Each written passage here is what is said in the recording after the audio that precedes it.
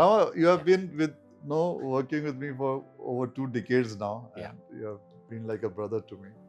So, I think let's talk of some interesting moments that we saw together, in which it was transformative for us as individuals, as company, or something. One I remember is once you had come to me and asked for a sales job, and you had been a hardcore underwriter.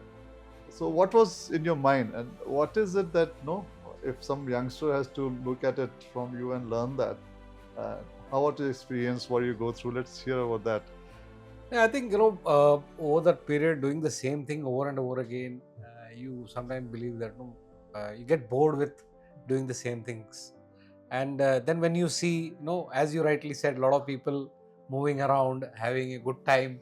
You really feel that the sales guys are having a good time, great time, and you say all they have to do is only ask for discount and commission.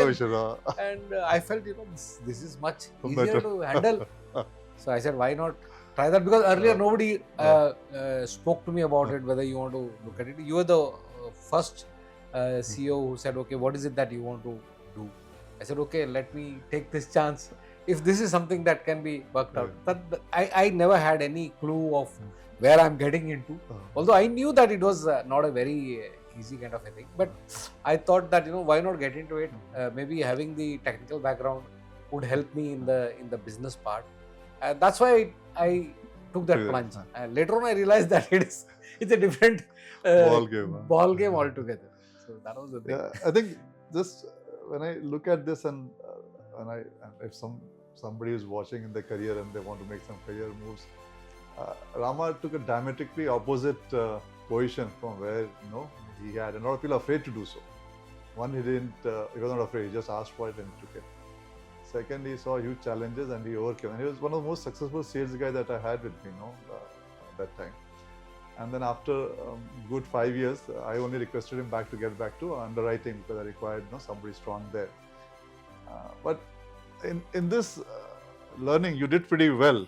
Were you ever afraid of failure, or no? Or what was it like? No, I wouldn't say afraid, because I think right from the beginning I had a lot of mentoring and guidance from you.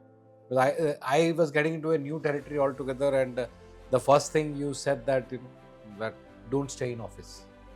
That's the biggest lesson. Even today, I really learned from you is that as a sales guy, you have to be seen at the client's place or intermediary or whoever it is, because if you are the person who is meeting different people, I think that someday is going to crack the business for you. And people usually go by what kind of meetings that you have had. And many times I've seen that business have actually turned because somebody liked me, or maybe somebody felt that here is some guy who is coming at least twice a month or thrice a month meeting, asking about what are the things which are affecting you.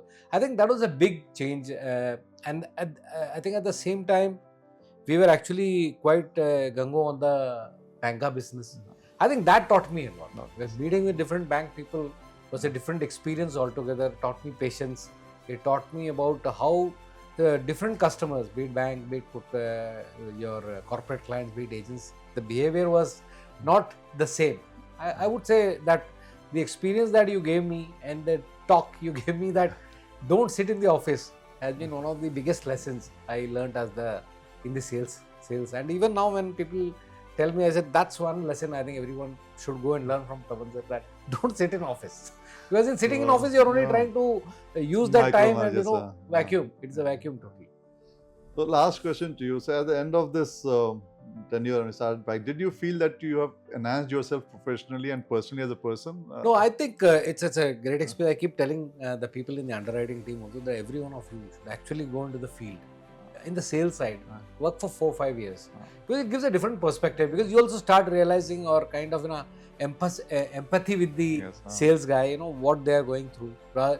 Saying no is a very easy thing. I mean, it doesn't take more than 30 seconds to say no. But at least think the thought process behind that. And if you can be of great help to the sales guys, it actually enhances not only their confidence, but also I feel we are, for the company as a whole, we are also doing a great job. I remember once somebody asked me, and now you have when somebody gets a job, they ask questions. When we got a job, we didn't ask questions. We Yeah. just went to the temple and prayed.